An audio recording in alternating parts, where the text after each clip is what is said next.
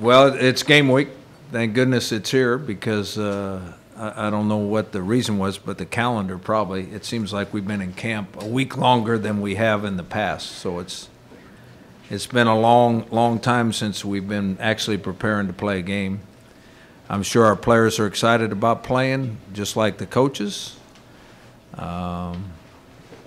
They practice all this time to get to play 12 games, and this is the first one, so it's pretty important. Coach, what makes USD a good first game opponent of the season? Anybody we play in the first game is a good opponent. Doesn't matter who it is.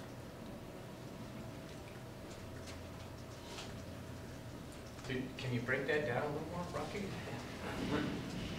As far as what are you looking at to see USD kind of bring to the table and the challenge for your guys? I know exactly what they bring to the table. I mean, they're a good football team. They got a lot of guys back from last year. They were 9-4 last year, played in the FCS playoffs. I mean, they're a good football team. They've got 8 or 9 starters coming back on offense. They're picked to win their league. They got 4 or 5 preseason all-conference players. I mean, I've watched them on film. They're a good football team. They've got excellent coaches. What else you want to know? Is there any chance that your players might be looking past them or underestimating them in any way? I doubt that. I really do doubt that. I think our players are excited about playing and stop practicing. And I think all teams are excited about the first game. It doesn't make a darn bit of difference who you're playing. Coach, was there any one aspect of camp that you went in with concerns about and came out thinking we might be better than I thought? Coaches never come out of camp thinking that, I don't think. There's a couple things that we're concerned about, and we'll see how much we progress during camp when we actually play a game. I think we're concerned a little bit about the offensive line because we have some guys playing there that haven't played there before. So we're worried about the experience factor there. We're worried about the depth factor there. On defense, I think we have a solid first-team defense, but we're really concerned about the backups, the depth factor with guys that haven't played very much, and I'm sure they've gotten better at camp, but they're not ready for prime time. But you don't know that for sure until you actually play a game. Coach, were you pleased with what you saw out of the quarterback competition? Yeah, I think we have a better situation this year at quarterback than we did last year. I thought we had an outstanding starting quarterback last year, and when he got hurt, that made it difficult on him. I don't think last year we were ever confident with the backup situation, and when Quinn got hurt, it actually hurt us as a team. I think the two guys. I think we have great confidence in both quarterbacks, and I think we feel very fortunate that we have a backup quarterback that we consider good enough to been the starter. So I think our situation at quarterback's better than it was last year. What has Maxwell Smith shown you? Oh, I think that it was a good thing he was here during spring ball because I think he has a good feel for our offense. I think he continued to get better. I think that he throws it accurately. He's got a fairly strong arm. I think that, now this is my personal opinion, I'm not sure this is true. I think just him being older and have already played at the college level some gives him a little bit of an advantage. There's a little bit of a maturity advantage that he has. He performed in camp a little bit better than Christian, not a lot better. It was a very close competition as far as our charts and everything we did. Both of them performed pretty well in camp, and there wasn't one that was heads and tails above the other one. But I think Maxwell was a little bit better. When you take everything in consideration, he was a little bit better. Then I also think the fact that he's been a starting quarterback at the college level and he's played in some of those games gives him a little bit of an advantage. you get the sense that he came in with a chip on his shoulder at all, just having been a starter elsewhere and having that taken from him? I don't think that. It's a strange situation in college football right now because there's a lot of quarterbacks that want to be quarterbacks that think they're starting caliber quarterbacks that aren't wherever they're at, and they're transferring. I mean, they're doing it all the time now, and they're doing it several places, and sometimes they become the starter to where they went, but sometimes they don't either. I mean, Notre Dame's starting quarterback starting for someone else. I mean, so it happens at all levels.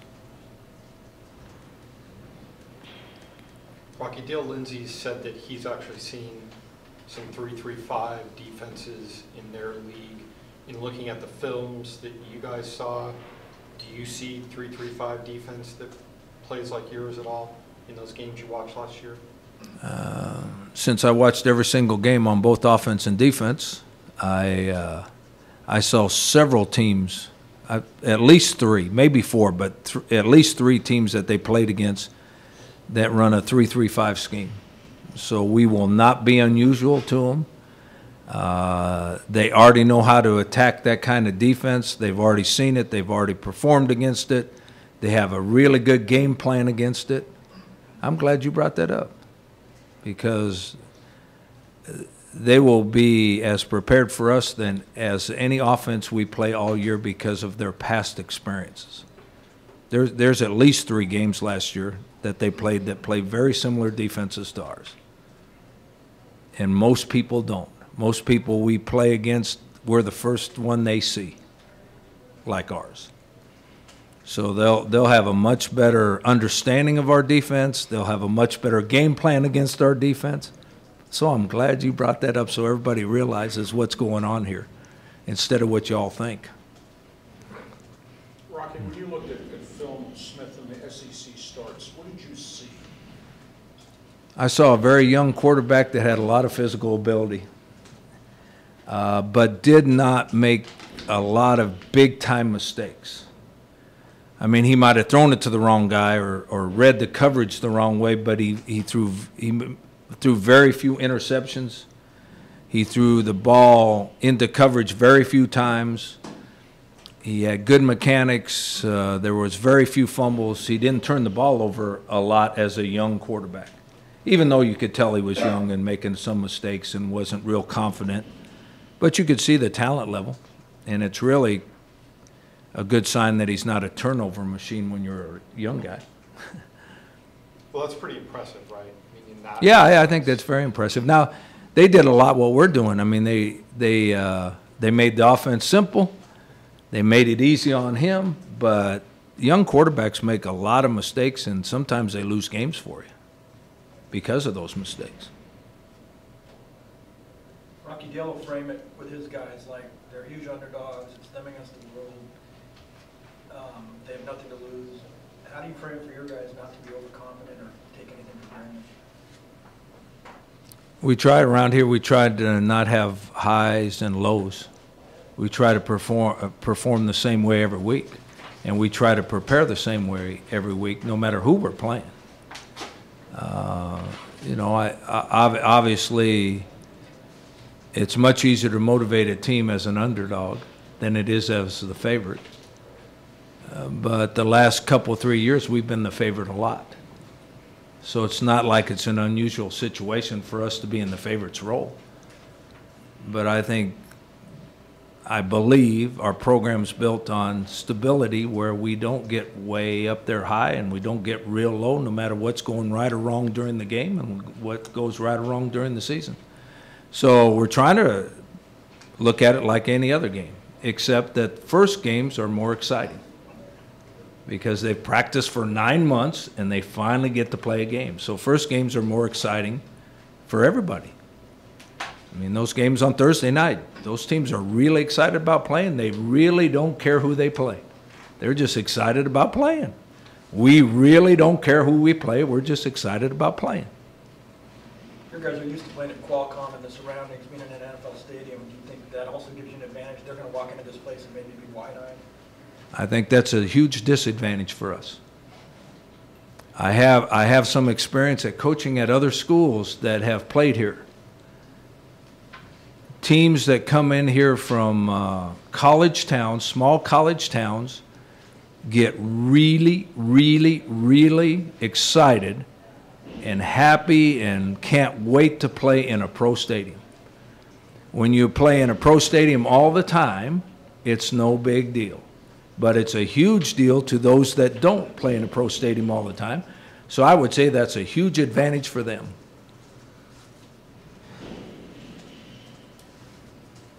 Rocky, talked about your defense. Their defense, how similar is it to what you guys see in the Mountain West? What would you say? They're very similar to 5 or 6 teams that we play against during the year. I mean, they do a lot of the same things. Same coverages, same fronts, same stunts. So it's not like their defense is going to be unusual. We've seen it several times. But I'm glad you brought up that our defense will not be unusual to them, too. You want to make sure that we know that. Yeah, I want everybody to make sure that you know that.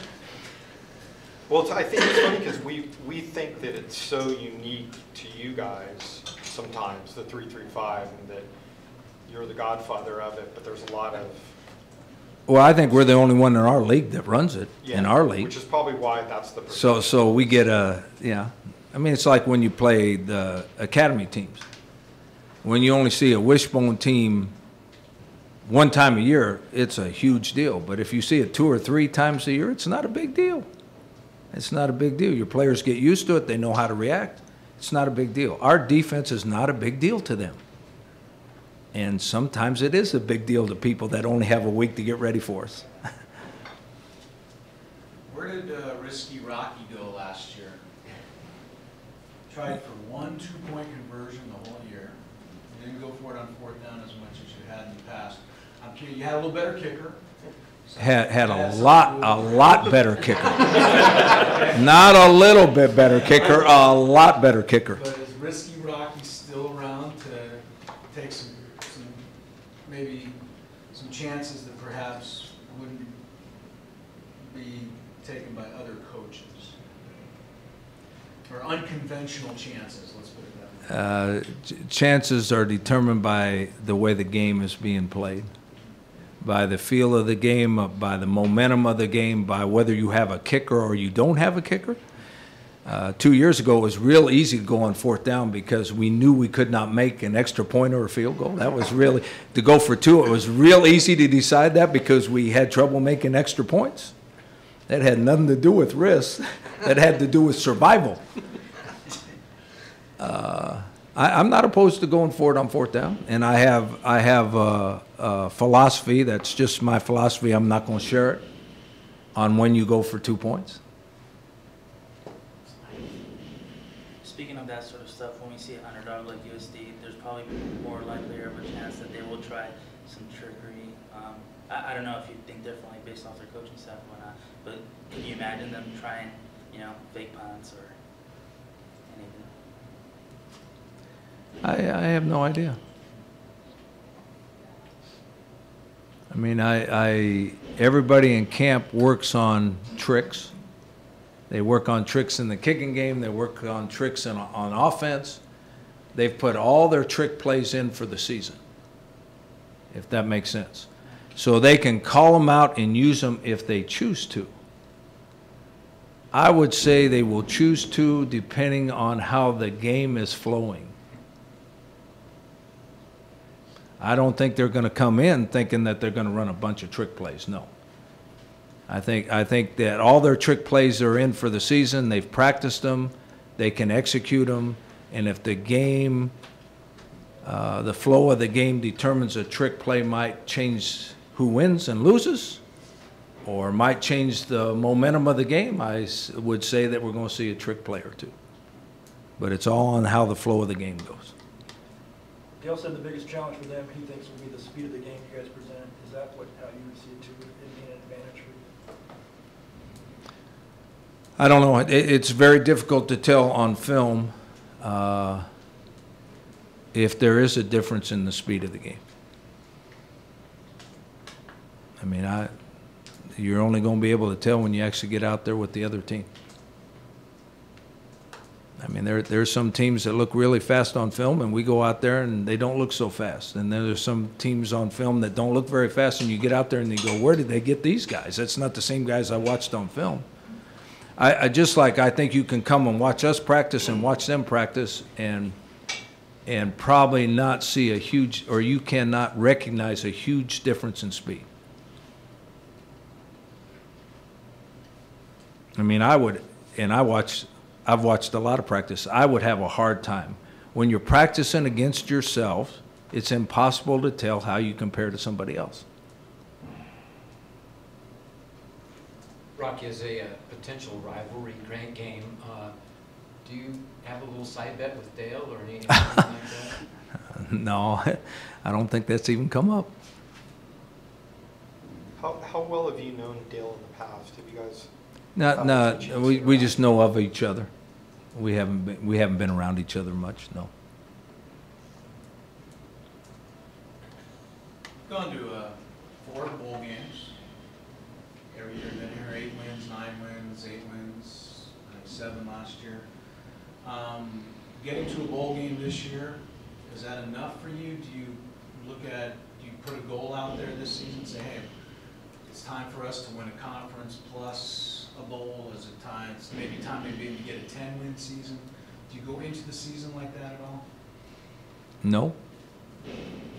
I go into a season worried about the game by game. I mean, that sounds funny, but we'll be very disappointed if we're not in a bowl game.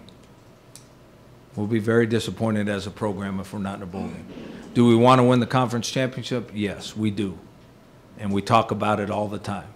Do we want to win every single game? Yes, we do. And we talk about it all the time. Our players talk about it. You go into a game, you can't win them all unless you win the first one. There's another one for you. We talk about goals in our program all the time. Do we set a standard that if we don't reach it, it's not good enough? I think in our players' mind, every time we don't win the championship, it's not good enough. You got to take pride into being in bowl games because guess what? Not everybody gets to go. And we've been to more bowl games in the last 5 years than they've been in the entire history of this program. That's a pretty good deal. That's a pretty good deal. So I think we'd be very disappointed if we're not in a bowl game. Will the program continue if we're not? Sure it will. It's going to continue. If we win the championship and win every game and we're in the playoffs, everybody's going to be real excited until we lose the first playoff game. I mean, that's just the way sports are. If you don't win every single game, somebody's disappointed and somebody's blaming somebody. That's just the way it works. I think if you went 13-0 and lost 38-37 to Alabama in the semifinals of the BCS, it'd be my fault because we didn't go for 2.